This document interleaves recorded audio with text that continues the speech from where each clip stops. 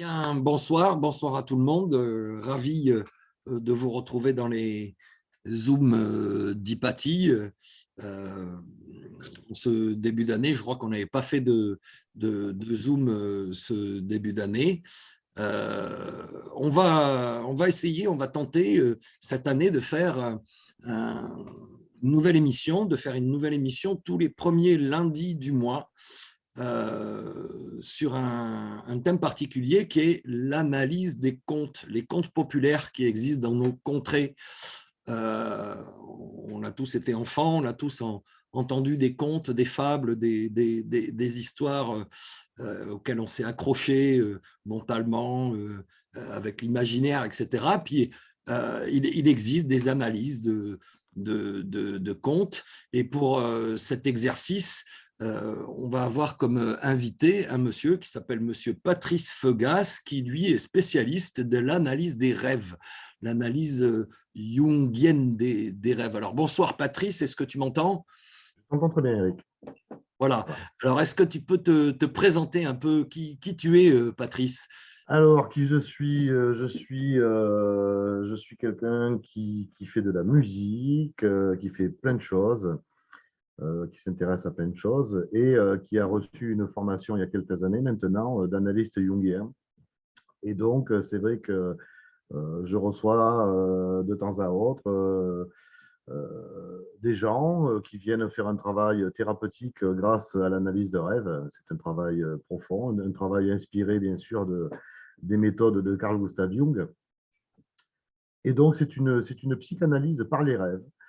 Et dans notre formation, durant notre formation, nous avons eu tout un volet qui concernait les contes. Donc, nous avons travaillé beaucoup de contes du monde entier. Et au début, j'ose avouer, je n'aimais pas trop ça les premiers temps. Et en fait, je me suis mis à vraiment adorer ça, quoi. Et je me suis aperçu que moi, je suis quelqu'un qui adore les Pyrénées, qui part souvent en vacances là-bas, qui passait pas mal de temps sur les chemins de randonnée. Et donc, j'ai dans ma bibliothèque énormément, depuis des années, j'ai pu cumuler pas mal de vieux grimoires avec des contes. Qui viennent souvent de la culture occitane et tout ça, donc des contes du Pays Basque, des contes de l'Ariège, de l'Aude, des Pyrénées-Orientales, etc. Et dans ces contes, comme les rêves, parlent de nous, parlent à notre inconscient. Et ce, les contes, jadis, étaient vraiment... il n'y avait pas la télé, il n'y avait pas les médias, donc on s'est réunissait autour d'un foyer, autour d'un feu, les voisins venaient, il y avait un conteur, ou alors c'était quelqu'un du village qui savait le mieux raconter les contes qui s'y collait. Et les contes parlaient énormément aux adultes aussi. On a toujours tendance à dire les contes de fées, avec les contes de Disney, de Grimm, de Charles Perrault, etc. Euh, on a essayé d'infantiliser tout ça, mais les contes véhiculent justement un message qui s'adresse à notre inconscient. Et ben, c'est ce que je vous propose ce soir de tous faire ensemble, quoi. On va tous s'y coller. Et puis, Eric va vous expliquer un petit peu la marche à suivre. Mais en tout Alors, cas, super. Alors, ben justement, pour ce soir, donc comme je l'ai dit, on va essayer de faire ça tous les premiers lundis du mois. Donc, ça nous fera une douzaine de contes dans l'année. Et pour cette première, tu as choisi un conte des Pyrénées euh, qui, euh, qui s'appelle Jean de l'Ours. Alors, comment ça va se passer? Je me suis collé à cette première, à, à raconter ce conte en audio. Donc, je vous propose de l'écouter. Ça dure à peu près 19 minutes. De l'écouter pendant 19 minutes. Volontairement, on n'a qu'une seule image à l'écran pour laisser fuguer votre imaginaire au travers des paroles qui sont dites. Et puis, une fois que le conte sera terminé, l'audio sera terminé, on reviendra sur nos têtes, hein, Patrice, toi et moi, et puis on essaiera de proposer au public, aux personnes présentes, de nous dire quels sont leurs ressentis quelles sont les premières analyses qu'il pourrait faire de ce conte en ayant à l'écran le texte. Et puis, tu vas nous aiguiller, tu vas nous orienter, sans trop, mais un peu quand même. Et du coup, ça va être un peu interactif, où à la fois, on va te dire ce que l'on ressent, et puis tu vas nous réorienter peut-être vers ce que, ma foi, il y a peut-être d'autres dimensions à la compréhension de ce conte. Voilà. Si tout le monde est d'accord, on va démarrer. Donc, l'idéal serait de couper tous les micros, sauf le mien, puisque je vais mettre l'audio en fonction. Voilà, je vous dis à tout à l'heure, d'ici 19 minutes à peu près. Jadis, une jolie jeune fille avait l'habitude d'aller dans la forêt. Elle y ramassait du bois. Un ours la vit et la suivit. Quand il sut qu'elle ne pouvait plus se sauver, il lui sauta dessus et l'emporta dans sa tanière. Enfermée dans une caverne, elle dut vivre avec l'ours et même elle devint sa femme. L'ours était très gentil avec elle. Il lui rapportait chaque jour des brebis volées, du miel, des pommes, des poissons, des cerises. Jamais elle n'avait eu tant de nourriture.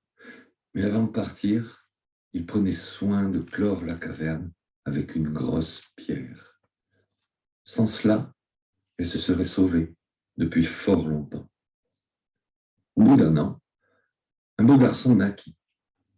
Il avait les membres poilus comme son père et le visage avenant de sa mère. On l'appela Jean, Jean de l'ours. Jusqu'à 7 ans, il grandit à vue d'œil. Nourri de chair crue et de bons fruits, il faisait plaisir à voir. Quand le père partait dans la forêt ou la campagne, après avoir refermé la caverne, la mère lui racontait ce qui était arrivé et combien parfois elle se trouvait malheureuse d'être réduite au rang de bête.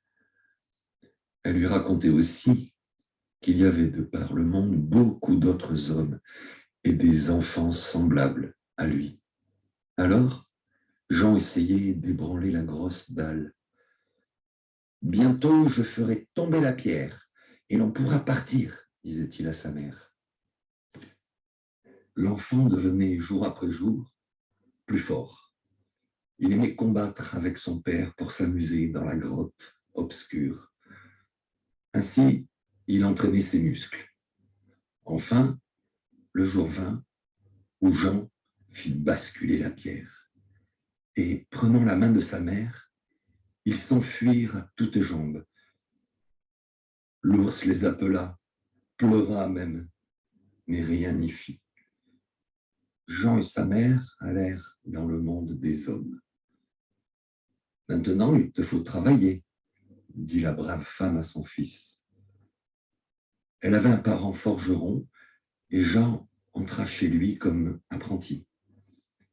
Mais dès qu'il prit une barre de fer, il fracassa l'enclume d'un seul coup. « Eh bien, petit, ne tape pas si fort, tu vas vraiment tout casser » cria le forgeron. Jean écouta son maître et devint un ouvrier très habile, sachant façonner socs de charrue, chaînes, outils de toutes sortes. Il martelait comme un forcené toute la journée. Pourtant, le forgeron oubliait de le payer et lui en fit la remarque. « Et combien faudrait-il te payer ?» dit le mauvais maître. « Donnez-moi seulement les éclats de fer qui tombent à terre, cela me suffira. » Le forgeron se montra tout d'abord réjoui, mais très vite il déchanta. Jean de l'ours s'était remis à battre le fer avec tant de force qu'il pouvait le soir ramasser les éclats à la pelle. Bientôt, il en eut assez pour se faire une canne de 500 kilos. 3 hommes n'auraient pas suffi pour la porter. Lui, par contre, la faisait rouler comme une baguette. Maître forgeron, nous sommes quittes maintenant, dit Jean, non sans plaisir, Jean de l'Ours, pris sur le chemin. Il avait le désir de voir le monde. Il marcha longuement et tomba sur un grand gaillard qui jouait au palais avec des meubles de moulin. « Que fais-tu donc là ? Je m'amuse pour passer le temps. Je m'appelle Roue de Moulin. Eh bien, Roue de Moulin, on peut dire que tu es fort. Viens avec moi courir le monde. À nous deux, nous serons si forts que nous n'aurons rien à craindre de personne. » Roue de Moulin ramassa ses meules et partit avec Jean de l'Ours. Ils marchèrent longuement. En traversant un bois, ils virent un homme en train d'abattre un grand chêne. Jean de l'Ours et Roue de Moulin le regardèrent. En un rien de temps, l'arbre se transforma en fagot. « Je vois, bûcheron, que tu es un homme fort. Moi, je suis Jean de l'Ours et voici Roue de Moulin. Comment t'appelles-tu ? » ?»« Coupe-chêne. » »« Eh bien, Coupe-chêne, viens avec nous. À nous trois, nous n'aurons à craindre personne. » Les voilà qui marchent longuement. Bientôt, ils rencontrent un gros gaillard en train d'arracher une colline. « Que fais-tu donc ? » ?»« Cette colline m'empêche de voir les hautes montagnes. Aussi suis-je en train de la déplacer. On peut dire que tu es fort. Oui, je suis fort. Mais vous aussi, à ce que je vois.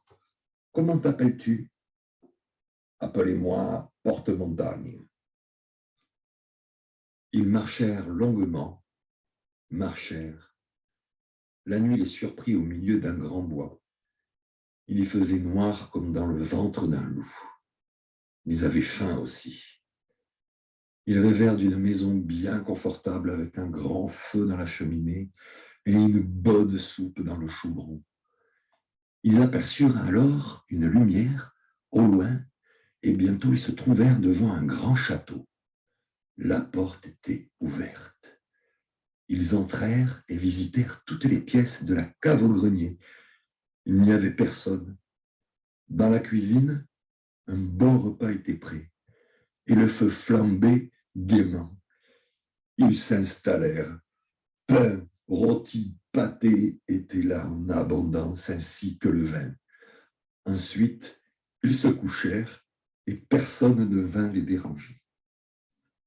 Jean se promena le lendemain dans les chambres, les unes plus jolies que les autres, sa canne de fer à la main, et revint à la cuisine. « Mes amis, nous resterons quelque temps ici. Le lieu ne peut que nous plaire. Et si le propriétaire revient, on aura beaucoup de plaisir à le voir. » Jean de l'Ours, Coupe-chêne, Roue de Moulin et Porte-Montagne parlèrent au coin du feu. « Voilà, il y en aura un chaque jour qui restera au château. Les autres iront à la chasse aux alentours. Dès que le dîner sera prêt, il sonnera la cloche et nous reviendrons, » conclut Coupe-chêne. Ce fut Roue de Moulin qui commença. Il fit une bonne soupe et allait justement mettre le sel quand tout à coup, dans la cheminée où il était, il y eut un sacré tintamarre, comme de la grêle. Tombait ici une main, ici un bras, ici une oreille, une tête, une jambe, et à peine tombé, tout se ressoudait autour d'un tronc humain, poilu et musclé. Quand les yeux de braise noire furent fixés, l'homme ainsi constitué dit à Roue de Moulin : « Allume-moi ma pipe. » Sa voix avait de quoi faire frémir. Roue de Moulin, tremblant de peur, se pencha vers le feu.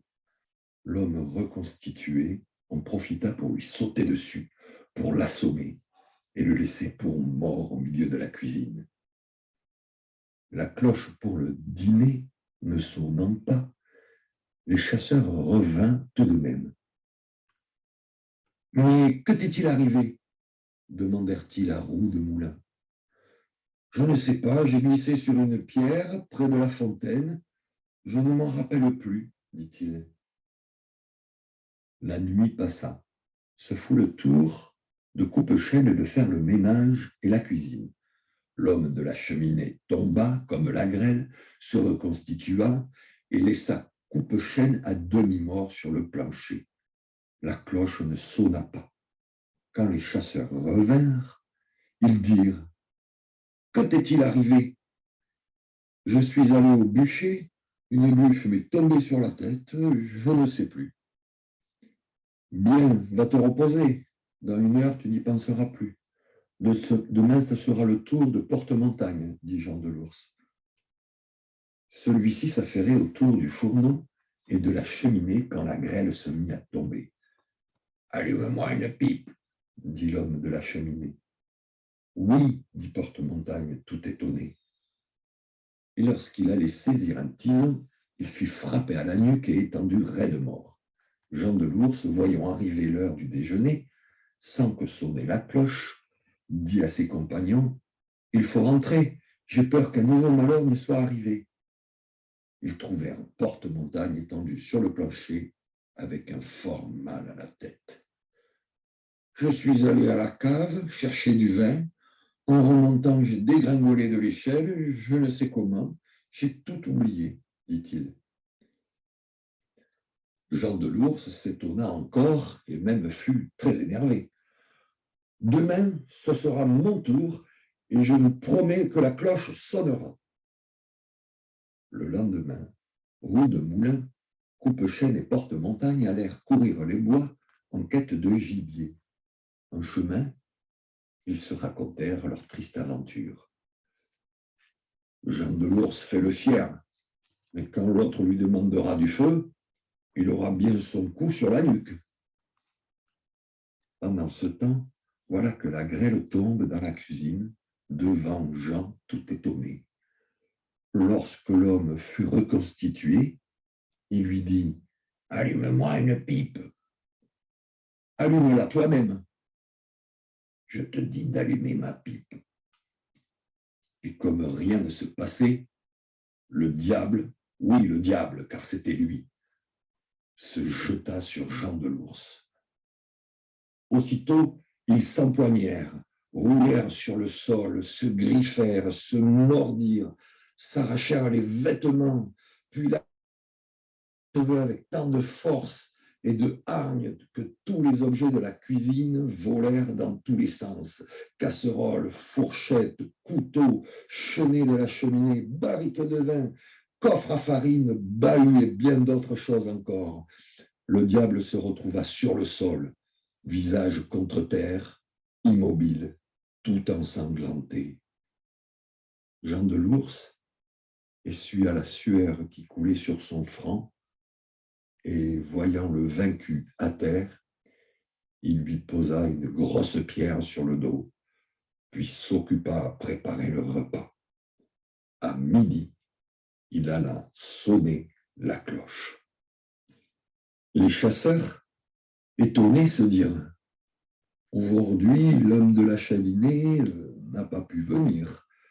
Jean de l'Ours a bien plus de chance que nous. » Quand ils entrèrent dans la cuisine, ils trouvèrent Jean fort en colère. « Il est venu, oui, ce diable de la cheminée, et on s'est sérieusement frictionné les côtes. Vous auriez pu me dire de qui il s'agissait. Et figurez-vous, au moment où je sonnais la cloche, il s'est enfui. Je suis persuadé qu'il a disparu là, à côté du four. Alors, ne vous inquiétez pas, après avoir bien mangé, on retrouvera sa trace. » Quand ils enlevèrent le four, ils virent un trou. Le diable était passé par là. Ils passèrent par ce trou et entrèrent dans un puits. Là, pour descendre, ils nouèrent des cordes ensemble et, allumant des torches, ils ne virent pas le fond. « Ce sera Roue de Moulin qui descendra le premier. Prends cette clochette, tu l'agiteras pour qu'on te remonte. » Roue de Moulin descendit, mais agita la clochette presque aussitôt, car il avait très peur. Ce fut le tour de Coupe-Chêne, qui alla un peu plus bas. Porte-Montagne ne réussit guère mieux. Vous ne valez pas grand-chose. Je vais vous montrer ce que je peux faire, dit Jean de l'Ours en descendant. Il cria plusieurs fois d'ajouter une nouvelle corde. Enfin, il arriva au fond du puits. Il se retrouva dans une sorte de château et rencontra une vieille toute ridée, assise au coin du feu en train de piler des herbes. « Femme, où est passé l'homme noir? Tu veux parler de mon mari? Aie pitié de lui. On me l'a vraiment abîmé. Je lui préparais justement un remède pour le ressusciter.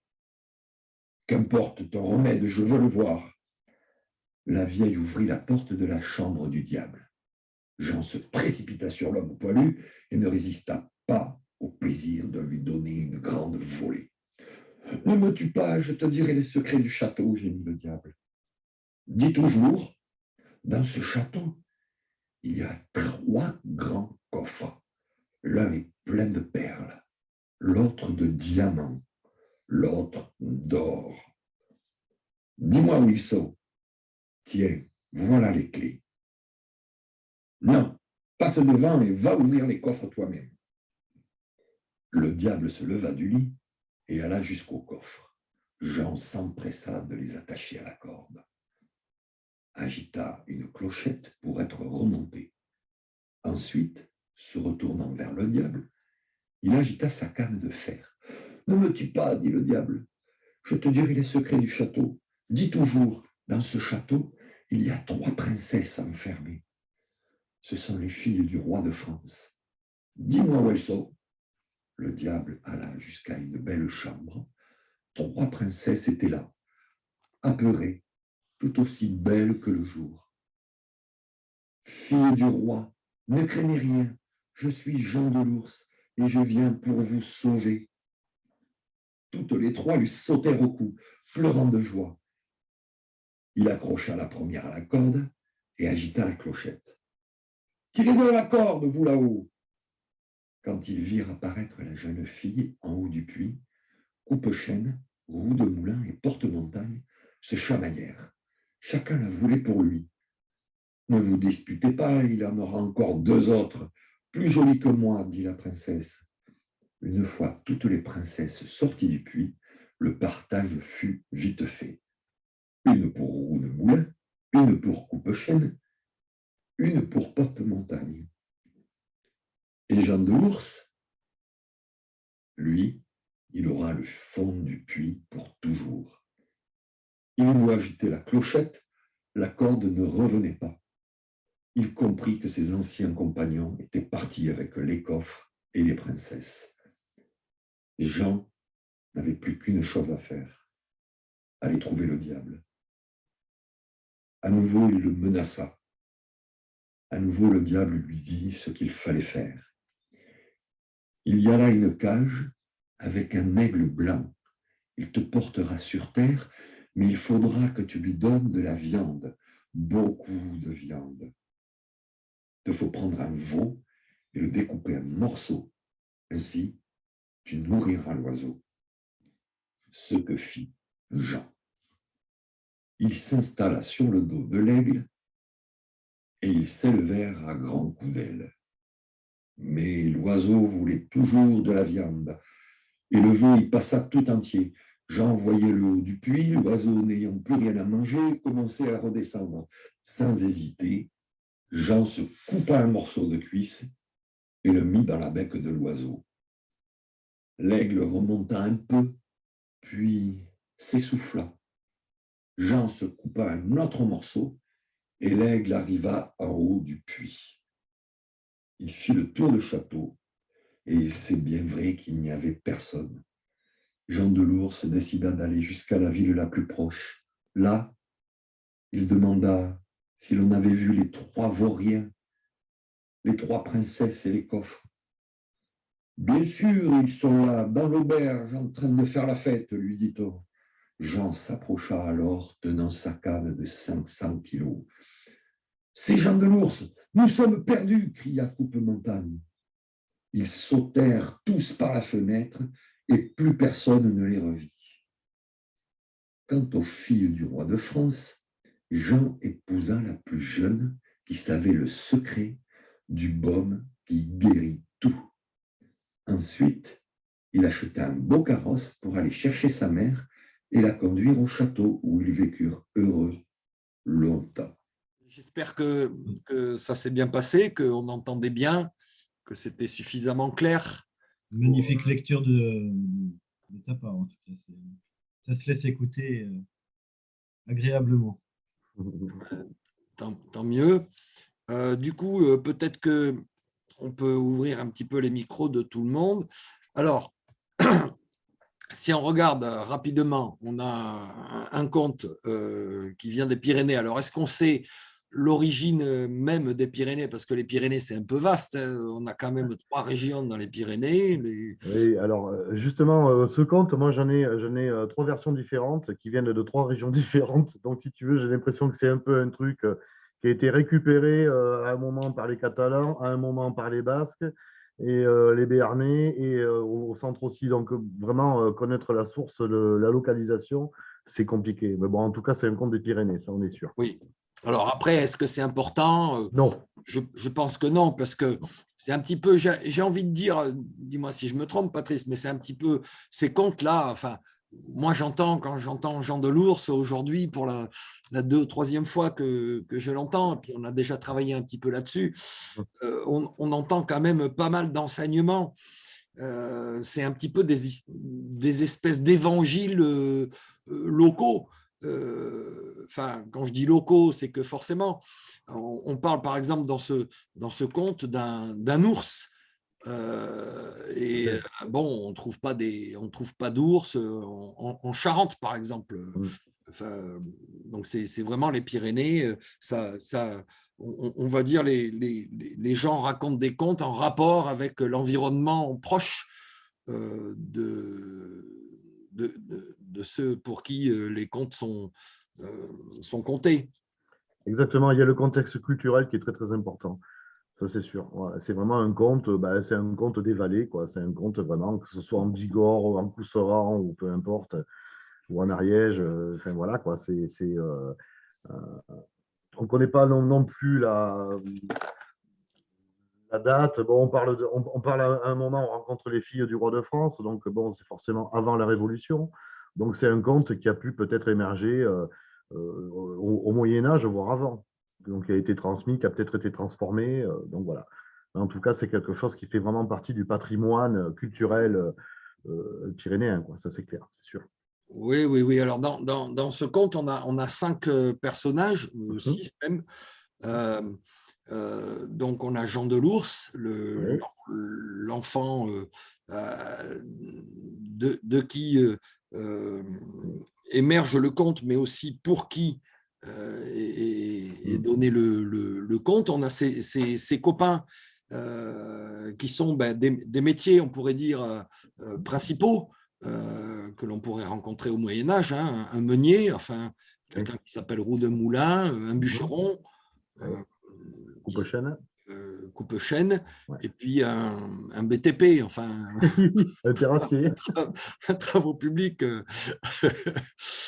avec porte-montagne. On a une femme, on a un diable. Alors, bon, forcément, hein, au Moyen-Âge, j'imagine que tout ce qui était Dieu et diable prenait une position un petit peu comme le Covid aujourd'hui. Hein, c'est les pour, les contre. Exactement. Et puis, on a aussi la femme du diable, parce qu'il faut peut-être humaniser un peu la chose. Et puis, toute une histoire. Alors, est-ce que déjà, comment tu penses que l'on pourrait faire? Est-ce que on demande, on n'est pas beaucoup d'intervenants ce soir, et c'est peut-être une chance en réalité pour cette première, d'être que très peu. Et du coup, est-ce que entre les quelques intervenants qui sont là ce soir, est-ce que je vois qu'il y a Marie-Catherine qui est là ce soir. Je ne sais pas si elle m'entend, mais je sais que Marie-Catherine est une guide archéologue Excellent. de l'Entre-deux-Mers que je connais un peu et qui, me semble-t-il, dans ses pérégrinations professionnelles, est amenée de temps en temps aussi à raconter l'histoire autour de légendes du terroir. Alors, est-ce que Marie-Catherine peut intervenir et nous dire qu'est-ce qu'elle a pensé de ce conte? Marie-Catherine, tu m'entends? Bonsoir, oui, je vous entends tous. Alors, je vais quand même me replacer. Je suis guide du patrimoine, donc pas archéologue, même si je travaille sur l'archéologie. Donc, effectivement, ma spécialité, c'est les croyances et les traditions. Donc, je suis cliente des contes. Évidemment, je suis très inspirée par les écrits de Jung, qui évidemment en spiritualité sont assez éclairent beaucoup de choses. Bon, après, ce conte, effectivement, de l'ours, alors moi, ça me renvoie surtout à toutes les croyances liées à l'ours qui sont très anciennes. Après que l'on va, en fait, je dirais moderniser, même si on parle de la période médiévale, avec la présence du diable. Et après, bon, on n'est pas forcément, c'est pas parce qu'on va parler du roi de France que pour moi, on est forcément dans une période très ancienne. Hein. C'est simplement, les rois font partie des légendes, donc on peut tout simplement les citer. Mais après, je n'ai pas étudié plus que ça et ce conte, donc je suis en attente de beaux commentaires. D'accord, ben merci. Merci en tout cas, ouais. Très bien. Marie-Catherine. Tu le connaissais ce conte ou... Non. Alors après, non, ce conte-là, non. Je travaille beaucoup plus sur les contes de l'Entre-deux-Mers et enfin de la Gironde et des légendes plus générales. D'accord. Ben, ce conte-là, non, je ne connaissais pas. D'accord, ben, tu vois, ça t'en fait un de plus à ton escarpe. Oui, complètement. D'autant plus qu'il n'y a pas si longtemps que ça qu'on en avait des ours, des montreurs d'ours dans la région. Oui, exactement. Ah oui. Donc, on ajoutait effectivement les contes, ça a ajouté au magique et au merveilleux de la présence de l'ours. Oui, tout à fait. Alors, est-ce que, par exemple, je vois qu'il y a Valérie qui est connectée. Est-ce que Valérie voudrait dire un petit mot sur le conte, le ressenti immédiat? En attendant Valérie, oui, ce que j'ai oublié de préciser, c'est la présence du forgeron. Oui. Qui fait partie des personnages très importants dans les contes ou dans les légendes cosmologiques. Donc, oui, c'est vrai que franchement, en plus quand ils descendent au creux de la Terre, enfin moi j'attends beaucoup. Oui. Et alors le forgeron, si tu veux, c'est pour ça que moi personnellement, je pense à une période qui est assez lointaine, de type sans doute Moyen-Âge, parce que le forgeron au Moyen-Âge était une personne parmi les plus importantes. C'est lui qui fabriquait tous les objets pratiquement. Alors, je ne suis pas si vieille que ça. Dans mon village d'enfance, nous avions un maréchal Ferrand qui tenait et qui était une personnalité du village. Malgré ce qu'on pourrait dire des enfants, je n'ai pas contenu le des rois. Je vois que Valérie est revenue parmi nous. Voilà. Je suis revenue. En fait, je cherchais le symbolisme de l'ours. Je n'ai pas trouvé, mais bon, pour moi, c'est un peu le symbole de la force, du courage. Parce qu'il y a beaucoup de choses dans ce conte. Il nous emmène quand même dans les entrailles de la terre. Alors, bon, voilà. Moi, ce que je vous propose, c'est de revenir, là j'ai partagé le texte, c'est de revenir au début, comme quand on est en psychanalyse jungienne et quand on analyse un rêve, c'est de revenir vraiment au début du texte et on va le dérouler, on va essayer de le dérouler assez vite, et de voir effectivement, de repartir du début et de voir effectivement chapitre par chapitre, qu'est-ce qui nous parle. De ne pas l'analyser d'un coup comme ça. On va essayer, si vous voulez, par méthodologie, de revenir au début. C'est pour ça que j'ai partagé l'image. Je ne sais pas si on le voit, Eric. Oui, oui, tout à fait. Alors, très D'accord. bien, c'est une bonne idée. Alors, ben, écoute, ce que je te propose, Patrice, c'est de nous donner, toi, ton analyse en rapport avec le texte que tu affiches. D'accord. Alors, moi, ce que je vais faire, c'est que je vais redire un petit peu. Enfin, voilà, au contraire, moi, je vais plutôt vous poser des questions parce que moi, bon, ça me parle, je le connais, le Kant, je l'ai déjà analysé, donc c'est pas un scoop. Ce qu'il y a, c'est que moi, ce que j'aimerais, c'est voir ce que ça vous évoque à vous. Alors, on reprend du début. Alors, juste une chose, si je peux préciser, je pense qu'on est si peu nombreux que tout le monde peut ouvrir son micro. Voilà, tout le monde peut ouvrir son micro de façon à ce qu'à un moment donné, on puisse tous interagir. Voilà. Il suffit de faire attention à ne pas parler en même temps. Et si on arrive à ça, ben, on va pouvoir tous parler les uns avec les autres. Et du coup, ça va être sympa. C'est pas vraiment une analyse, on va voir ce qui vous parle je pense qu'il ne faut pas essayer de chercher les symboles, tout ça. Il faut essayer de voir voilà, comment ça nous parle, en toute simplicité. Vraiment, ne pas essayer d'aller chercher les choses. Voilà, c'est un ours, par exemple, mais ça parle différemment à plusieurs personnes. Bon, il y a une idée générale, mais en fait, voilà. Je vais commencer. Ce serait bien si vous voyez tous le premier chapitre. Là, jadis, une jolie jeune fille avait l'habitude d'aller dans la forêt. Voilà. Et on va s'arrêter à cela. Sans cela, il se serait sauvé depuis fort longtemps. Voilà, juste le premier chapitre. Alors, qu'est-ce qu'on peut voir déjà voir les protagonistes. Alors, déjà, ça commence par une jolie jeune fille. Qu'est-ce qu'elle faisait? Alors, elle avait l'habitude d'aller en forêt, elle y ramassait du bois. Qu'est-ce qu'on peut dire là, sur la condition féminine à cette époque-là? Qu'est-ce qui se passe? Comment ça vous parle? C'est une paysanne. Très juste. C'est une jeune fille qui, elle doit être toute jeune puisqu'elle est de corvée de bois. Ouais, très juste. Alors, ce n'est pas une enfant puisqu'elle peut aller seule dans la forêt. Voilà, mais au niveau déjà, c'est la petite ruse que je vais vous donner dès le départ, c'est d'essayer d'identifier dans les personnages déjà, par rapport à Jung, justement, le côté féminin et masculin. Alors, le féminin, chez Jung, ça va être plutôt ce qui est de l'ordre de l'éros, de l'amour inconditionnel, de la relation à l'autre, comment dire, de la relation à l'autre,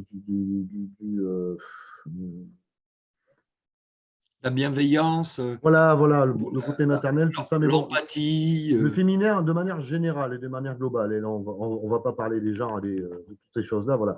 Et le masculin, en règle générale, c'est plutôt le logos, c'est plutôt les choses pratiques.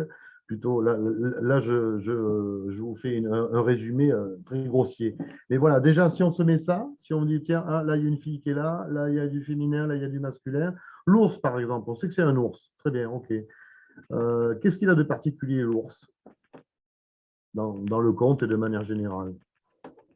Comment ça vous parle, un ours? Il est un petit peu humanisé quand même. Oui, mais l'ours était humanisé en Pyrénées. On l'appelait en pâteau, on avait l'habitude de l'appeler loup moussu, parce que justement, c'est un des rares animaux à pouvoir évoluer debout quand il est en colère. Donc, il est très. Puis, l'ours est très malin, quoi. C'est très humain. Mais en général, un ours, bon, c'est quand même quelque chose d'assez incontrôlable. C'est quand même gros. Enfin, la famille des plantigrades, un ours mâle, ça peut aller jusqu'à 300 kilos. Bon, donc, c'est du masculin, gros. On peut dire ça. Est-ce que ça vous parle si je dis ça? C'est du masculin qui est assez ingérable, qui est plutôt porté sur les instincts. Donc, on va dire, chez Jung, on appelait ça du masculin en inflation. C'est-à-dire qu'il n'est pas méchant, le gars, hein, mais enfin, il est bien bourru, et puis bon, on voit quand même qu'il enlève la jeune fille, quoi. C'est du masculin. D'entrée de jeu, on voit que le masculin en inflation s'empare du féminin qui est dans la forêt, hop, et l'amène dans sa caverne. C'est quand même, voilà, c'est comme si on enlevait une jeune fille. On voit bien que le masculin, déjà, fait du mal au féminin. D'entrée de jeu, voilà. Ça nous rapproche à plein de mythes dans la mythologie grecque aussi, où il y a des dieux qui enlèvent des déesses, qui enlèvent les enfants d'un tel, etc. Ça commence déjà avec un rapt et avec, en plus, bon, on a beau dire qu'il est sympa dans le chapitre d'après, il séquestre quand même cette pauvre jeune fille. Et en plus, il va lui faire un enfant. Donc, bon, là, on est dans un thème quand même, derrière le conte, c'est pas simple, quoi. Enfin, vous en pensez quoi? Mais là, on peut voir, enfin, je ne sais pas si on peut voir ça, mais moi, ce que j'y vois en tout cas, c'est le machisme du masculin, sans doute à des périodes reculées, même si on peut faire référence à des périodes actuelles de temps en temps, hein, dans certains pays, par exemple. Mais en tout cas, là, on y voit un homme, enfin un homme ou un masculin rustre qui choisit sa femelle et qu'il a choisi parmi les roturières, quoi, celles qui vont chercher du bois. Donc, il l'a choisi et puis il lui dit, tu seras ma femme, quoi. En gros, il l'amène chez lui, il lui apporte à manger, enfin, il la chérit comme une femme. Et du coup, là, moi, j'y vois une ressemblance au machisme de ce qu'il a de plus noir, de plus Le plus animal, on peut dire. animal, agressif, instinctif. Absolument, ouais, très juste. C'est exactement ça. Tout à fait. Et ce qui est étonnant, c'est que quand même ce conte, l'ours, moi je trouve que dans les premiers chapitres, on essaie de lui... il est quand même sympa, quoi. Il lui amène à manger, bon, on essaie de dédramatiser le truc un petit peu, quoi. Ce brave fille, finalement, la logique et le couvert, c'est monsieur qui part faire les courses, enfin, c'est quand même sympa. Oui, mais bon, de quoi elle se plaint, finalement. ben, quelque part, oui. Et c'est vrai que ça, c'est un fait extraordinaire, parce que dans la réalité, un ours ne pourrait pas embarquer une jeune fille pour l'amener dans sa caverne pour lui filer à bouffer, quoi. C'est juste quelque chose d'absolument impossible. Un ours pourrait peut-être attaquer quelqu'un dans la forêt, effectivement, mais voilà, quoi. Donc, il y a déjà un côté un petit peu, cet ours, il est quand même un peu, comment dire, spécial, un petit peu magique, quoi. Mais ça, c'est le propre du conte, hein. Il y a toujours des images comme ça. Mais voilà, ce qui est intéressant, ce que Jung aurait pu y voir là-dedans, c'est ce que je vous dis, c'est-à-dire cette histoire de masculin qui s'empare du féminin. Et ce que tu as dit, Eric, c'est très très juste, quoi. C'est vraiment quelque chose qui est ancré depuis des générations et des générations, le masculin, le patriarcat, etc. Ben, on parle quand même pas mal de ça, quoi. Juste une petite précision aussi sur Jean. Bon, là, c'est un conte traditionnel, c'est un grand classique dans les Pyrénées. En règle générale, il y a beaucoup de contes où il y a Jean. Alors, c'est pas Jean de l'Ours dans les autres contes, hein, mais le héros s'appelle souvent Jean. Et en général, Jean, dans les autres contes, c'est un peu le benet, c'est un peu le héros malheureux, quoi, le héros maladroit, qui est pas très fut-fut. Voilà. En règle générale, c'est ça. Bon, là, il est plutôt magnifié, quoi, parce que bon, ça finit bien, hein. Mais voilà, je tenais à vous dire ça aussi, c'est que Jean, dans les contes pyrénéens, en règle générale, c'est pas un, comment dire, c'est pas un génie, quoi. Alors que celui-là, il est quand même, ce conte-là, dans ce conte-là, il est quand même bien expliqué. Ben, c'est peut-être un peu une revanche, peut-être sur d'autres contes. Ou on verra qu'est-ce qu'il véhicule, parce que finalement, on pourra voir à la fin que ben, c'est toutes ces aventures, et est-ce que ça ne nous rappelle pas quelque chose dans la vie de tout un chacun, quoi, avec les épreuves, avec tout ça. Bon, voilà. Alors, ben, du coup, je te propose d'avancer. Allez, on avance, ouais, tout à fait. Donc, alors, on sait que l'ours a pris pour femme la jolie jeune fille. Il lui a fait un enfant. Au bout d'un an, un beau garçon naquit. C'est le deuxième chapitre. Ouais, tout à fait, ouais. Voilà, donc dans ce petit chapitre, on apprend qu'un enfant naquit, qu'il grandit et que sa mère lui raconte, quand il est suffisamment en âge de le percevoir, lui raconte un peu ses doléances d'être enfermé dans cette caverne. Et Jean, en grandissant, il devient fort, il devient un jeune homme, un tout jeune homme, et puis il dit à sa mère, un jour, je te sauverai. Très juste, très juste. Alors, qu'est-ce que ça pourrait évoquer, la grotte? La grotte qui se ferme comme ça. Est-ce que ça pourrait vous évoquer quelque chose? Le mariage,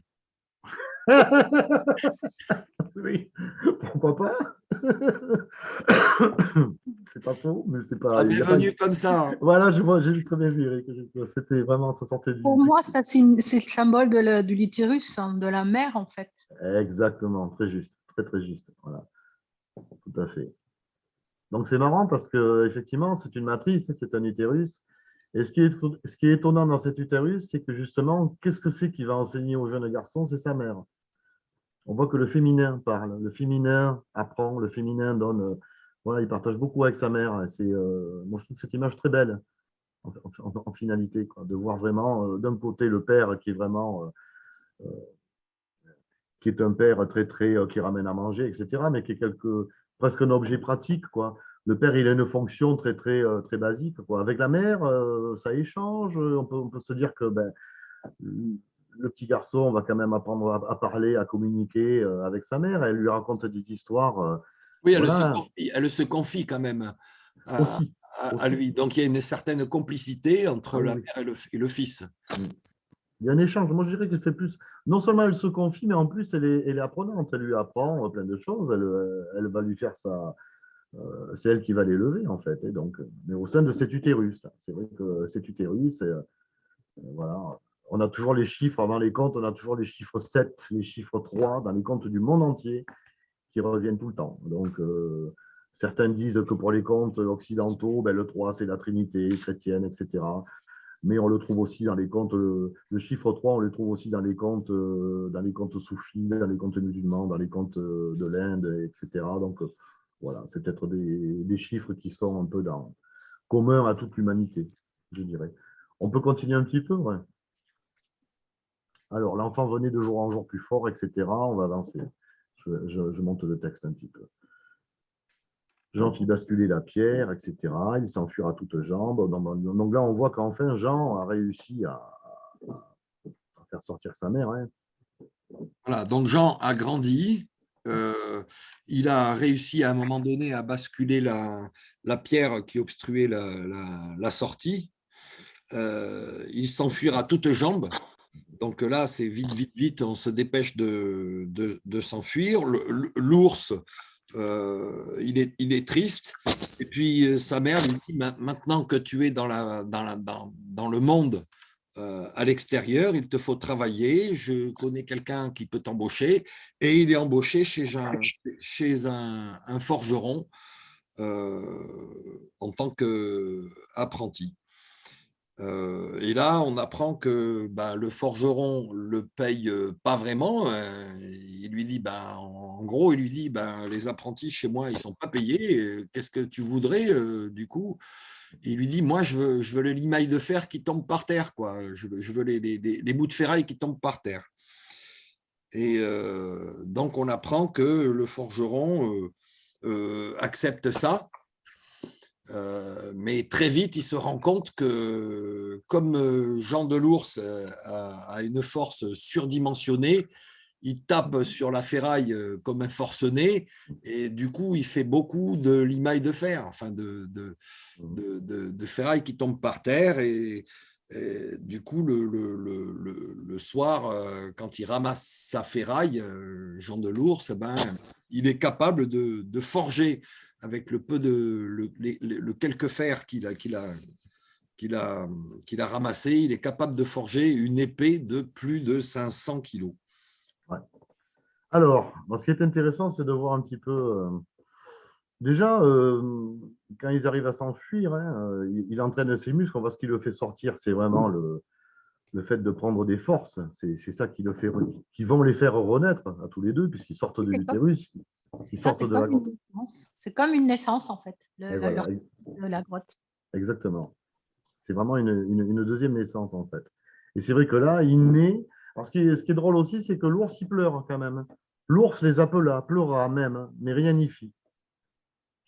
On voit que le masculin en inflation a beau ne pas être. Il a beau être triste, rien n'y fit. Bon, ils s'en vont.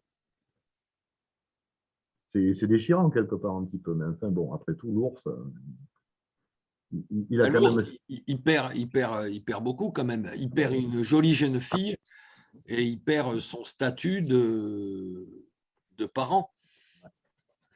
Ben, de parents, et puis son statut aussi, parce qu'il était un peu le patriarche dans le Et truc. de mari. Et de mari. De mari, et puis de tyran aussi, quand même. Hein. Parce que n'oublions Oui. pas que quand même, les deux étaient séquestrés, quoi. Ils fermaient la porte en partant, quoi. Donc, bon, voilà, quoi. Donc, on voit que les tyrans peuvent aussi avoir des émotions, finalement. Et ensuite, donc, on rentre directement dans le monde du travail, hein, avec effectivement, ben, maintenant, tu es dehors, tu es dans le monde des hommes, il faut travailler. Donc, ça, c'est quand même un message assez digne du MEDEF. Hein. Je plaisante. Mais voilà, on voit vraiment que voilà, dans la société, ben, il faut que tu bosses.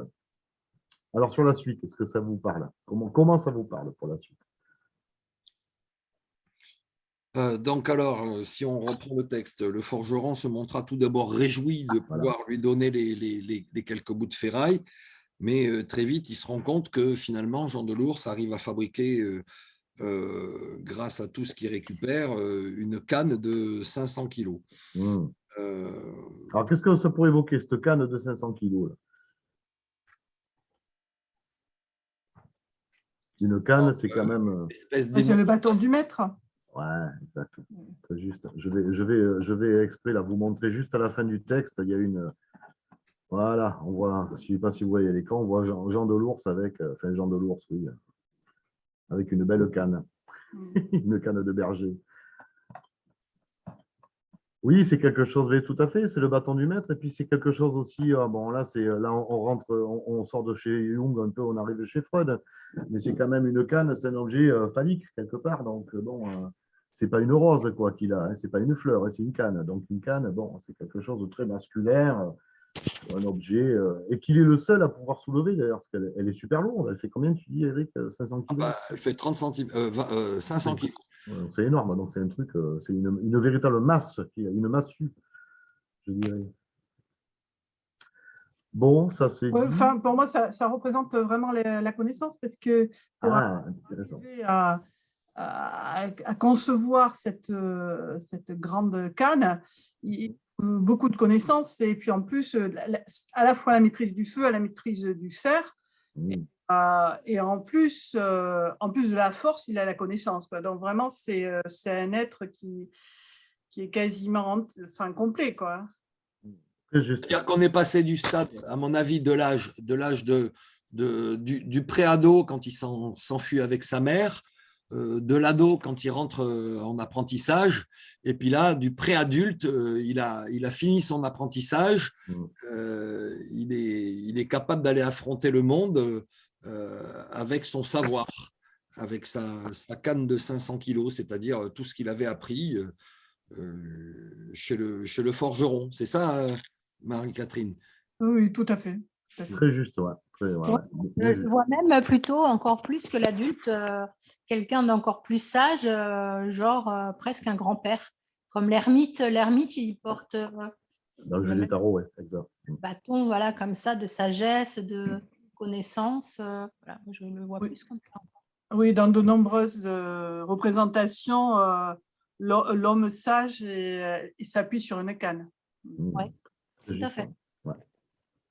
Ouais. C'est bien vu, c'est bien vu. Moi, c'est des trucs que je n'avais pas vu, mais vous voyez, c'est ça qui est intéressant, c'est qu'on se nourrit les uns des autres, c'est génial. Très bien, ouais, super. On avance. Ce serait bien d'avancer. On va faire les trois d'un coup, là. Alors, les trois amis, parce que bon, il y a les noces à trois à chaque fois, c'est la même chose. Qu'est-ce que vous pensez? En gros, il part dans la vie. Hein. Ça y est, il a son doctorat. Il s'en va dans la vie. Et puis, c'est un petit peu c'est un enfant de gitan. Hein. Donc, il a envie de parcourir le monde et puis d'aller faire des connaissances avec les autres. Donc, il rencontre des copains à qui il propose de former une équipe pour aller avec lui parcourir le monde. Donc là, on a les professions de base sans doute de l'époque d'où provient ce conte. Enfin, je dis sans doute, je l'imagine comme ça gratuitement. Hein. Mhm. On a un meunier, on a un forgeron, donc Jean de l'Ours, on a un bûcheron, et puis on a quelqu'un, je sais pas comment l'appeler, Marie-Catherine, il y a peut-être un BTP, j'appelle ça, mais c'est un cutéreux, enfin, quelqu'un qui travaille la terre, sans doute. Ou les pierres, hein, parce qu'il déplace les montagnes. Il donc, déplace les montagnes quand même. Alors, c'est un bâtisseur peut-être. Ouais. Ouais, moi, je voyais plutôt au niveau des éléments. Le meunier, c'est plutôt pour moi l'air et l'eau. Et donc, en plus, Jean, lui, c'est plutôt le feu. Le feu, oui. Métal, coupe-chêne, c'est plutôt le bois. Ouais. Et ensuite la pierre, quoi. Donc, moi, je les voyais plutôt sous forme d'éléments. Ouais. En tout cas, Comment, pardon? Ils sont tous spécialisés, par contre. Oui. Ils sont pas multitâches, les mecs. Ils sont vraiment, il y en a un, c'est le bois, l'autre, c'est, voilà. Ça, c'est étonnant. Oui, comme si c'était justement l'organisation des bâtisseurs, en fait. Hein, il y a chaque métier est représenté, en fait, par un des 4 personnages. Un 5, 4. Il y a un détail qui me vient à l'esprit, là, on a oublié de dire. Du coup, Jean de l'Ours, bon, ben, il va parcourir le monde. Là, il laisse sa mère. En fait, il n'a plus de père aussi. Parce que pendant qu'il est chez le forgeron et tout ça, c'est une mère célibataire un petit peu, quoi. Pour l'époque, ça, de ne pas avoir de père. Enfin, bon, je dis ça, je lance ça comme ça. Ben, j'imagine que pour l'époque, Patrice, à l'époque, enfin, je me projette dans le Moyen-Âge, je me dis, à 14 ans, tu es déjà un homme, puis ça y est, tu fais ta vie. Hein, tu dois parcourir le monde, tu ne dois plus être une charge au sein de la famille, tu dois aller créer l'objet de ta pitance, quoi. Donc, du coup, de ne pas avoir de père ni de mère, c'est un petit peu aussi le sorti du nid des oisillons. Et à un moment donné, chez les animaux, que ce soit les chats, les chiens, les oiseaux, les parents décident de foutre dehors les enfants qui veulent encore s'amuser. Mais à un moment donné, c'est les parents qui décident de les jeter du nid, de plus accepter certains jeux à caractère néotonique avec les enfants et du coup de les laisser s'échapper et vivre leur vie. C'est le jeu de la vie aussi de plus avoir de père et de mère. En tout cas, à une époque certainement reculée, là, au Moyen-Âge ou même après. C'est plus vraiment notre époque d'aujourd'hui. Aujourd'hui, quand on a une emmerde, on s'empresse de revenir chez papa et maman et dire moi, je ne peux plus payer mon loyer, est-ce que vous pouvez m'héberger 2 petites années encore? C'est vrai. Oui, je suis d'accord. Je suis d'accord. Alors après, on n'a pas besoin de remonter à la période médiévale hein, pour ça. Oui. Mais par rapport à la mer, en fait, encore une fois, certes, la mère, elle a été capturée. Donc, quelque part, le fait qu'elle revienne en tant que fille-mère, quelque part, ça peut se comprendre. Mais là, en fait, pour moi, la mère, quelque part, on n'en a rien à faire. C'est pas notre intérêt. Et puis, en plus, sincèrement, à la campagne, les filles-mères, ça existait, on vivait avec elles. Hein. C'est beaucoup plus récent, le statut de fille-mère dans l'imaginaire collectif où ce sont des femmes impures, etc. etc. Hein. C'est tout très, très relatif, tout cela. Mais bon, pour moi, ce n'est pas l'objet ici. Et puis, de toute façon, effectivement, il a une mission. Hein. De toute façon, Jean, il a été missionné par sa mère. Hein. elle le l'a fait naître dans la caverne, et puis à un moment donné, elle lui a donné les outils pour qu'il sorte, hein, elle lui a dit, elle l'a missionné en lui disant, il va falloir que tu nous fasses sortir, et puis ensuite, une fois qu'il est sorti, qu'il est suffisamment apte, il dit, bon, mais maintenant, va mettre en pratique, va travailler. Donc, elle a rempli son boulot pour moi. Maintenant, l'intérêt, c'est de connaître les épreuves de gens qu'il va devoir accomplir justement pour finalement être un homme complet. Absolument, très juste. Très juste. C'est Donc, ça, dans les épreuves, il passe d'abord par une période d'apprentissage. Hein. Sa mère l'a mis dans les mains d'un membre de sa famille, ça tombe bien.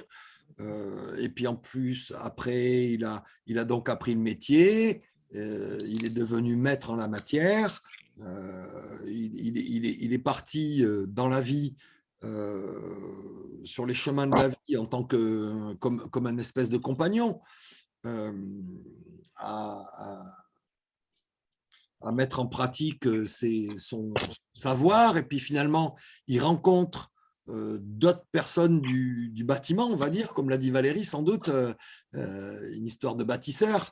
Et j'imagine qu'à ces périodes-là, le fait d'avoir une équipe de bâtisseurs, tu pouvais trouver du boulot partout. Et du coup, quand Jean dit avec toi, on sera encore plus fort, j'imagine que c'est encore plus vrai quand tu as une cohorte de professionnels, chacun maître dans son domaine, et que tu viens, tu peux dire bonjour, voilà, je peux construire une cathédrale à nous quatre, quoi. Et du coup, ce qui serait intéressant, ça c'est une proposition que je vous fais à tous, comme quand on analyse un rêve à la manière de Jung et quand on est en travail thérapeutique, on pourrait voir aussi, on pourrait prendre ce conte sous l'angle suivant, c'est-à-dire que tous les personnages que va rencontrer Jean pourraient être des parties de lui-même, des parties de son inconscient, bien entendu. Et ça, voilà, en pensant comme ça vous donne une direction un peu autre. Bon, il y a eu sa maman, il y a eu son papa, Jean de Delot. Voilà, mais en dehors voilà, vous voyez ce que je veux dire, quoi. Moi, j'imaginais, j'ai parlé à symbolique des éléments, mais moi, c'est également le meunier, c'est celui qui va produire la nourriture, hein, il ne produit pas le blé, mais il va permettre à ce que l'on puisse manger le blé. Et puis,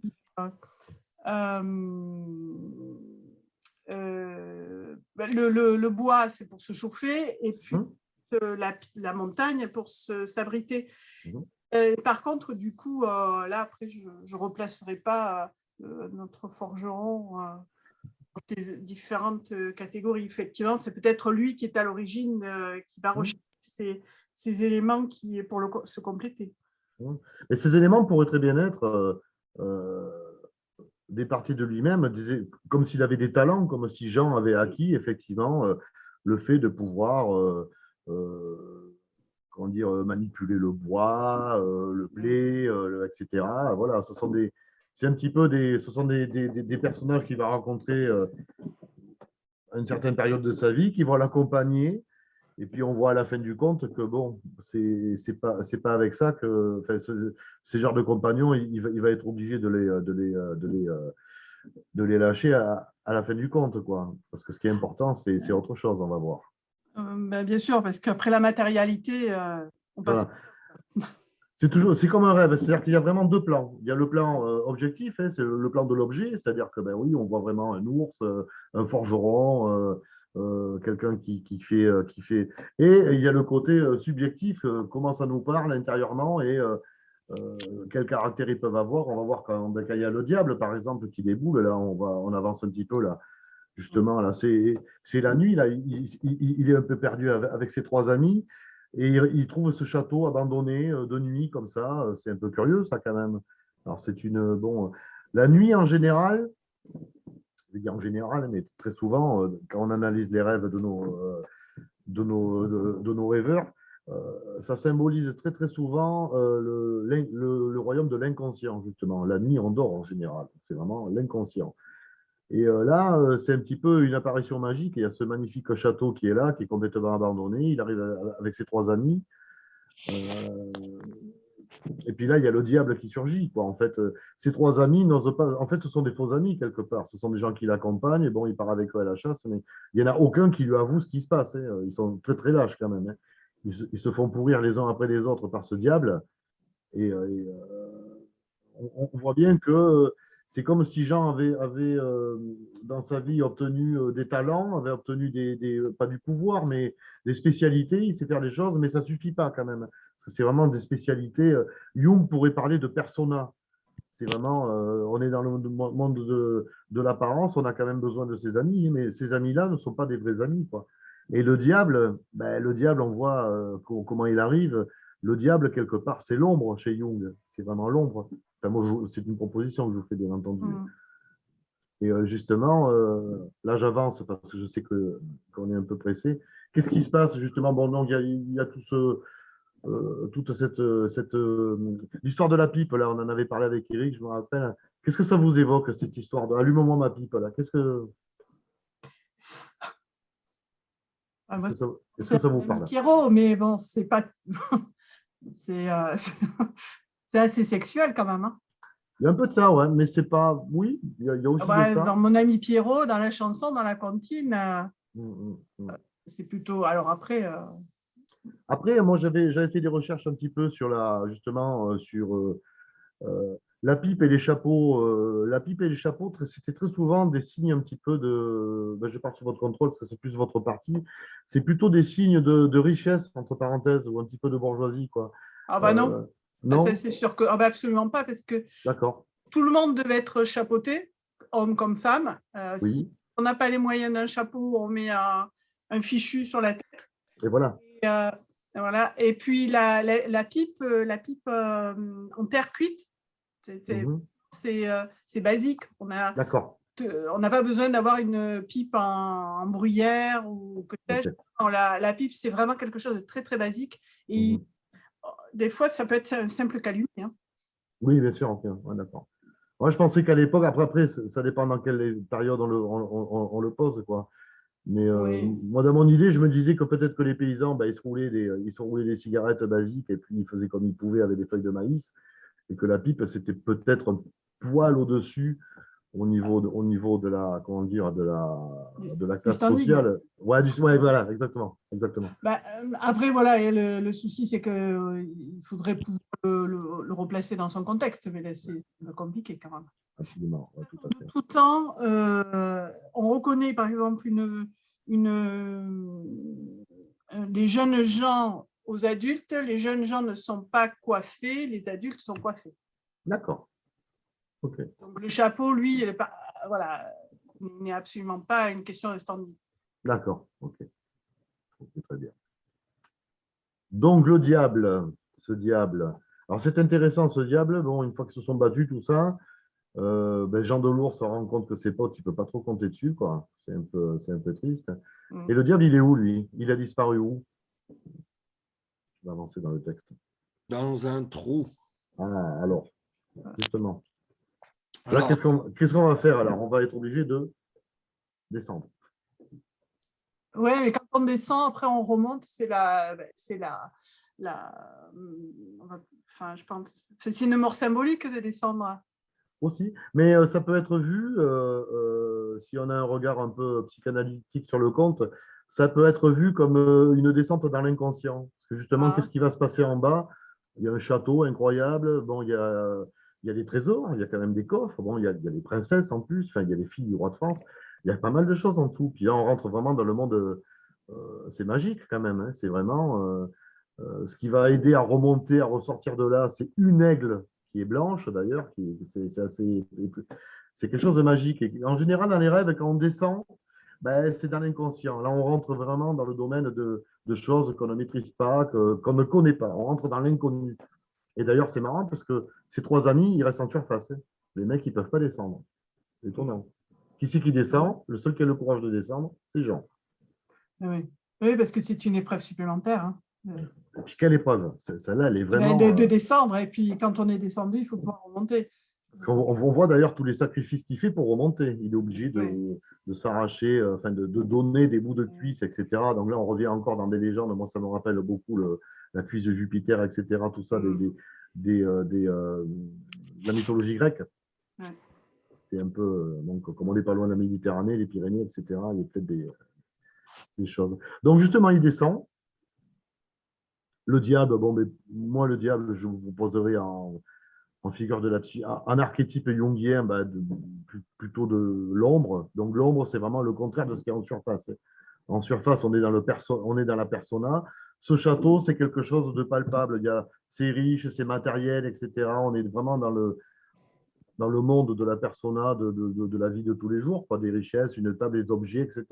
Et là, on va rentrer, il va choisir de suivre le diable, et là, on rentre dans le domaine qui c'est exactement le contraire, quoi.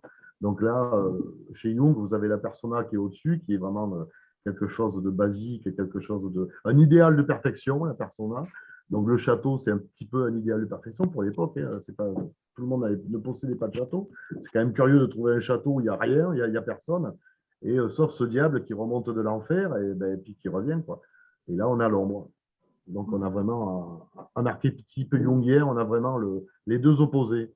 Et justement, pour aller soulever, pour devenir et se réaliser, eh ben, il faut soit remettre la persona en cause, c'est-à-dire regarder un petit peu ce qui se passe dans nos vies quand on fait un travail d'analyse jungienne. On peut remettre un petit peu en question notre famille, notre entourage, le monde dans lequel on évolue. Ça, c'est en général dans les rêves, c'est ce qui se passe. Et en deuxième partie, une fois qu'on a bien fait le tour de ce qui les connaît en surface, là, il est le moment de plonger réellement et d'aller dans l'inconscient. Donc, on va suivre Jean qui va aller voir le diable et la femme du diable. Oui, c'est les peurs, c'est ses propres pleurs, en fait. C'est ses propres peurs. Alors que ses copains, ben, voilà, ils ont pas pu affronter leurs propres peurs. Mais lui, comme il est à moitié humain et à moitié animal, puisqu'il est fils de l'ours quand même, il n'a pas de peur. Donc, il peut aller jusqu'au bout. Très bien vu, ouais, exactement. Et puis, ses amis, ils ne peuvent pas, parce qu'ils sont spécialisés. Ils sont trop spécialisés, les mecs. Ils sont vraiment monotaches, quoi. Ils savent faire un truc et pas autre chose. Mais ils ne se sont pas nourris les uns les autres. Et alors, la vieille femme qui est au fond du puits, est-ce que ce ne serait pas la représentation de la mère, finalement, à un moment donné où il faut couper le cordon, et puis finalement, cette femme, ce n'est plus une jeune fille, c'est une vieille qui lui dit tu cherches tes peurs, mon petit, va là-bas, elles sont là-bas. C'est juste, ouais. Ça, c'est très bien vu. Ouais. Et puis, elle est vieille, hein. C'est une vieille. Donc, c'est du féminin, mais d'ailleurs, il lui fait pas. Bon, il la violente pas, elle. Il cherche vraiment le diable. Il cherche le diable. Il veut rencontrer l'ombre. Hein. C'est une figure un peu. Et puis, c'est marrant parce qu'elle le fait un baume. Elle fait un baume pour pour guérir le diable. Donc, elle n'est pas du tout mauvaise, elle. Elle n'est pas du tout. Elle est peut-être comme sa mère, hein, en fait, un petit peu obligée de faire des trucs parce qu'elle est enfermée. Hein. Voilà. Très juste. On voit encore du féminin. Ouais, souvent, Pardon. Allez-y, pardon, c'est moi. Non. Souvent, les vieilles femmes sont toujours des personnes à qui il faut venir en aide pour recevoir une récompense. Très juste. Il y a ça aussi qu'il faut prendre en considération. Et ça, c'est comme si c'était un savoir. Si on considère que c'est au fond de son inconscient qu'il y a cette vieille femme, c'est peut-être de la sagesse, du savoir qu'il y a au fond de lui-même, quelque part, dont il n'a pas conscience. Il n'a pas du tout conscience de ça, Jean. Mais peut-être qu'au fond de chacun d'entre nous, pour nous les hommes, parce que c'est un conte où le héros, le protagoniste, est un homme, c'est vrai qu'on a ce que Jung appelait l'anima, et on a plusieurs figures d'anima suivant notre avancée dans la vie. Il y a l'archétype de la mère, de la grand-mère, etc. Et ça, c'est des choses insoupçonnées, quoi. Nous, les hommes, on a énormément de mal à connecter avec cette féminité intérieure. Parce que là, elle est loin. Et à chaque fois, les femmes, elles sont là pour aider quand même. Hein. Oui, parce que de toute façon, ce qui va amener ce qui va amener la relation à l'autre, c'est le féminin de toute manière. Même pour un homme, hein, je veux dire, c'est surtout pour un homme, mais bien sûr, c'est vraiment. Nous, il nous faut connecter avec notre féminité intérieure pour arriver à nous enrichir, à devenir un homme complet. Un homme complet, c'est quelqu'un qui a complètement, enfin, ça n'existe pas complètement, quoique si on regarde la figure du Christ ou comme ça, il y a c'est quelqu'un qui a connecté très fortement avec sa féminité intérieure, dans le sens que il y a le côté spirituel aussi, tout ça. Donc, ce qui éclaire l'homme, c'est vraiment le féminin qui est à l'intérieur. Et oui, parce que le féminin reçoit, enfin, voilà, reçoit et peut-être aussi donne l'information, mais le masculin, c'est celui qui met en action. Exactement. En fait. Les deux sont complémentaires de. Exactement, exactement. C'est tout à fait ça. Les deux sont vraiment complémentaires. Et pour le contraire, c'est vrai aussi. Euh, euh, une femme se doit de ne pas se laisser dominer, par contre, par son animus, c'est son masculin intérieur. Et c'est le gros problème, comme depuis l'aube des temps, le, le masculin était en inflation. Hein, et on voit bien, l'ours, c'est ça, en fait. On vit, même à l'époque actuelle, et même surtout dans notre société, où le masculin bouffe complètement tout, quoi. Je veux dire, on a du mal à avoir quelqu'un en ligne parce que ben, ça fait partie du truc, quoi. Le masculin, on est complètement coupé des autres aussi dans la relation. On est dans un monde qui est complètement dominé par du masculin. Quand on voit ce que nos gouvernements font, etc., c'est de manière inconsciente, enfin de manière inconsciente, oui, je pense. Et notre société est mal barrée parce que ben, il n'y a plus de place à la relation à l'autre. Et ça, c'est du féminin, de toute façon, par essence, hein, je veux dire. Donc, c'est un conte qui est encore très, très actuel. Moi, je trouve que c'est un conte qui nous montre l'état de l'humanité à cette époque. Et finalement, est-ce que ça a changé? Bon, à part deux, trois babioles, hein, bon, c'est sûr qu'il y a moins de princesses et moins de châteaux. Mais enfin, le fond du truc, ça, moi, je trouve que ça parle quand même. Alors, on va avancer encore un petit peu, si vous le permettez. Voilà, donc justement, voilà, donc les trois en haut, là, ils vont apparaître les. Non, il y a les trésors qui remontent. Donc, voilà, tout ce qui remonte de l'inconscient. Il y a des coffres, hein, il y a des trésors dans l'inconscient. Il y a des perles, des diamants. Il y a trois grands coffres, encore le chiffre 3. Et il y a les trois princesses. Et bien sûr, ce qu'ils font, ces trois amis, hein, on voit le chiffre 3 partout, là, ils s'emparent de tout et puis ils vont faire la fête au bar du coin, quoi. C'est ce qui se passe. Et lui, par contre, ben voilà. Alors, ce qui est étonnant, c'est que voilà, je tombe sur une phrase du diable là. Le diable qui dit ne me tue pas, dit le diable, je te dirai les secrets du château. Dit toujours.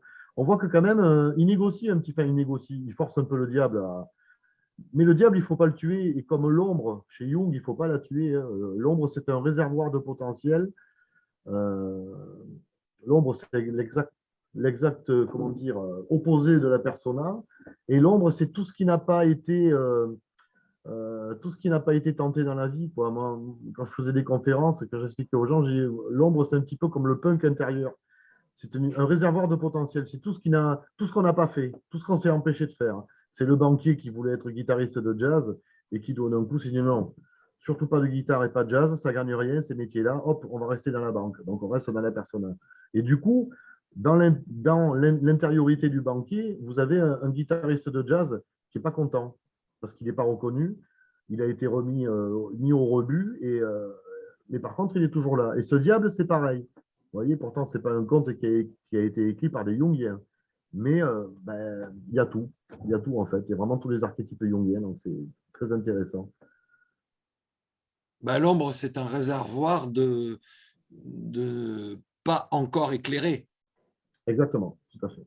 Alors, ce sera éclairé peut-être si on va la rencontrer comme Jean fait, c'est parfait. Jean, en fait, quand il descend dans le puits, là, c'est comme s'il rentrait en thérapie quelque part, parce qu'il va découvrir des parties de lui-même qu'il ne connaît pas. Et ce qu'il en ressort, qu'est-ce que c'est qui lui fait ressortir? Bon, c'est l'aigle. Et on le voit à la fin, il y a tout à fait à la fin d'ailleurs, il épouse la plus jeune fille. Bon, ça, c'est pas très. Comment dire, c'est un peu misogyne, quelque part, on pourrait le voir comme ça. Mais ce qui est intéressant, c'est qu'il épouse celle qui fait le baume de… Attendez, c'était quoi exactement? Ah, elle est superbe, celle-là. Qui a le secret du baume Baume, qui guérit tout. voilà. C'est super, c'est génial. Ouais. Mais il C'est faut, absolument… les jeunes filles, en fait, les plus jeunes filles, ou comme les plus jeunes gens, il faut plutôt les voir comme des êtres purs aussi. C'est juste. Ouais, très bien vu. Ouais. C'est ça, tout à fait, absolument. Ouais. Donc, vous voyez où on peut aller quand même. Ça va loin, quoi. Parce que si on gratte un petit peu le vernis de chaque personnage, un petit peu, et encore là, ces princesses n'ont pas de nom. Quand vous avez des contes arabes, etc., très souvent, les vizirs ont des noms qui sont très évocateurs, qui sont très, très, très durs, etc. Des fois, il y a des sorcières aussi, donc les sorcières ont des noms aussi qui sont très… Et tout ça, ce sont des personnages intérieurs. Enfin, ça pourrait être aussi des personnages intérieurs. Et j'imagine, Patrice, que Mhm. ce type de conte, comme je t'en avais parlé, à différents degrés de compréhension et de compréhension consciente ou inconsciente. Et inconsciente, les deux. J'imagine qu'il y a plusieurs dimensions, parce que à la fois ce conte peut être raconté au coin du feu par le papé de la ferme, le grand-père de la ferme, et puis autour de lui, il y a toutes les générations qui écoutent, et à la fois les enfants qui vont intégrer simplement des images simples, avec un ours, une jeune fille, des copains, des aventures, et puis des jeunes adultes qui, eux, vont voir déjà, vont pouvoir reprendre à leur compte ce qu'ils ont déjà vécu en tant que jeune adulte, en ayant passé toutes ces étapes-là d'apprentissage et d'apprentissage de métier, etc., et qui font que finalement chacun va avoir une compréhension à son degré de capacité intellectuelle ou de capacité culturelle. Oui, bien sûr. Mais ça nourrit l'inconscient aussi. Et Il est très… l'ensemble, voilà, Mhm. l'ensemble participe à nourrir l'inconscient de la communauté. Voilà, tout à fait. Tout à fait. Là, ce qu'on a vu sur ce compte-là, un vrai Jungien vous dirait, ben, c'est un processus d'individuation, tout simplement. C'est un processus d'individuation. On voit que le héros central, ben, il sort de sa grotte, il va naître, il va rencontrer des expériences dans la vie, il va avoir des spécialités, il va s'enrichir, etc. Et à la fin, ce qui est super beau, c'est qu'il est en couple. Et ce qui est le plus beau, c'est qu'il va chercher sa mère en plus. Là, c'est la grande classe quand même. Ah, il achète un carrosse. C'est pour ça que je me demande si finalement ce conte n'a pas été écrit au XXIe siècle et le carrosse, c'est une Ferrari. Pourquoi pas? Pourquoi pas? Ça pourrait aussi. Mais c'est vrai qu'on pourrait changer deux, trois choses et le rendre actuel. Mais c'est très important de lire ces histoires aussi aux enfants, puisqu'on va nourrir leur imaginaire, on va donner de la culture, de l'imaginaire. Et quand les enfants rêvent, moi je sais qu'on lisait beaucoup d'histoires à ma fille, j'ai une fille qui a 20 ans maintenant, et on lui disait les contes du Père Castor, etc. Enfin bon, bref. Et dans ses rêves, il y avait des symboles. Je me rappelle un jour, elle avait fait un rêve, elle était jeune, hein, je crois qu'elle avait 6 7 ans, et il y avait un rêve où il y avait des oies blanches dedans, où il y avait, elle était enfermée dans une cage et avec une amie, elle sortait, elle avait parlé à un cerf magnifique. Enfin bon, un imaginaire complètement intemporel, quoi. Et c'est vachement sympa, ça, parce que pour les gens qui ont été nourris étant jeunes à ces images, alors c'est vrai que maintenant, on a Netflix et on a la télé, on a Star Wars et on a bien au-delà de ça. On a beaucoup l'imaginaire, c'est surtout le cinéma et la culture américaine. Et c'est un petit peu dommage, quoi. Et je trouve que notre culture à nous, elle est vachement intéressante quand même. Elle est, voilà, ça, c'est un conte des Pyrénées. J'ai des contes du Bordelais qui sont super. Il y a des contes de Charente qui sont tout aussi magiques. Et ça permet justement à l'enfant de se nourrir. Il écoute ses contes, il les met dans un coin. Et effectivement, à 30 ans, ça peut ressortir. Lors d'une analyse de rêve quand on est adulte, moi, j'ai des matériaux qui sortent chez des rêveurs. C'est phénoménal, quoi. On a des histoires, on a des rêves magiques. Et c'est super marrant. Et c'est vrai qu'on voit les gens qui ont été nourris avec ça, et on voit les gens qui n'ont pas eu ça, qui font des rêves beaucoup plus au niveau pas au niveau du fond, mais au niveau de la forme, beaucoup plus basique. C'est étonnant, quoi. C'est vraiment. Donc, il faut s'abreuver de comptes. Il faut, même adulte, hein, il faut. Moi, j'ai plein de bouquins. Je me suis acheté. Il y a des super contes russes aussi. On en verra peut-être, Eric, on choisira ensemble. Il y a les contes de Baba Yaga. Baba Yaga, c'est comment elle s'appelle, la sorcière russe. C'est russe, c'est des pays de l'Est, c'est ça, Baba Yaga, ouais. C'est super intéressant, quoi. C'est génial. Donc, on a tout ce truc plutôt slave et tout ça. Mais ce qui est intéressant, c'est de trouver des contes qui sont originaux. On ne pourrait pas analyser un conte et y trouver autant. Bon, là on l'a fait très vite. Et en général, une analyse de conte, on s'arrête sur chaque truc. Enfin, là, c'est vraiment c'est pour faire découvrir, quoi. C'est vraiment, voilà. On l'a survolé, mais on a choisi des choses, on a trouvé des choses intéressantes. Et c'est très intéressant que les participants et les participantes là interviennent parce que ben, il y a des choses qui ont été vues que moi j'avais pas vues parce que je vois qu'avec mes yeux et chacun y voit. Donc on se nourrit les uns des autres, on se nourrit de nos intuitions, de nos images, des projections de nos vies, quoi. C'est ça. Moi c'est toujours un exercice très agréable, je trouve, les analyses de compte. Ça reste en Alors, c'est sûr que si on avait voulu, on aurait pu passer 8 heures sur ce compte, hein, parce que voilà, j'ai l'impression qu'on peut découvrir des niveaux et des dimensions différentes.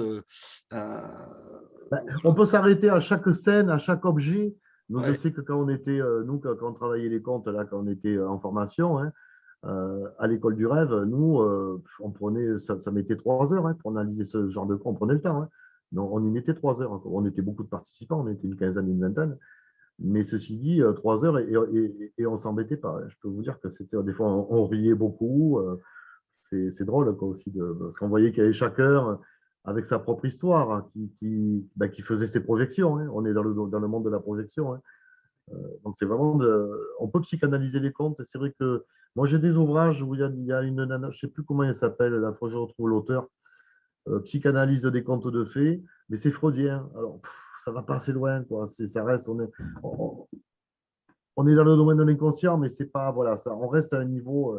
Alors que Jung, on peut aller en profondeur, on peut s'autoriser plein de choses avec Jung, même si on se plante, c'est pas grave. C'est un jeu. Ah, voilà, mais moi, ce que je propose alors pour les téléspectateurs, c'est que grâce à Jung, on peut aller encore plus loin. Et du coup, je propose à tous ceux qui verront cette émission d'aller encore plus loin, de se télécharger le texte et puis d'essayer d'aller, pourquoi pas, de nous mettre en commentaire quelques analyses. En tout cas, moi, je propose que ce soir, on en reste là pour ce compte. Je remercie les participants. C'est bien, on avait du féminin, c'est très bien. On avait beaucoup de féminins Ça fait ce plaisir, soir. bravo, merci. Merci. Et puis, je vous donne rendez-vous au premier lundi du mois de mars où on analysera un autre conte. Ce sera une autre histoire, une autre façon de voir les choses. Moi, je suis ravi. J'ai découvert cette discipline finalement et je suis ravi de ça parce que franchement, on peut aller loin et ça me plaît beaucoup. Bon, pour ce soir, on est là depuis 2 heures à peu près ensemble. Il faut qu'on en reste là parce que sinon, on va y passer la nuit. On en prendra un plus, j'essaierai d'en trouver un peu plus court la prochaine fois, promis. Alors, bon, le texte en lui-même, qu'il soit court ou long, c'est après notre analyse qui peut être. Voilà. En tout cas, merci à tous de nous avoir suivis. Et puis, merci Patrice de cette soirée. Je vous donne rendez-vous à tous au premier lundi du mois de mars. Voilà. Merci beaucoup. Merci à vous. Bonne fin de soirée. À Bonne bientôt. soirée. À bientôt.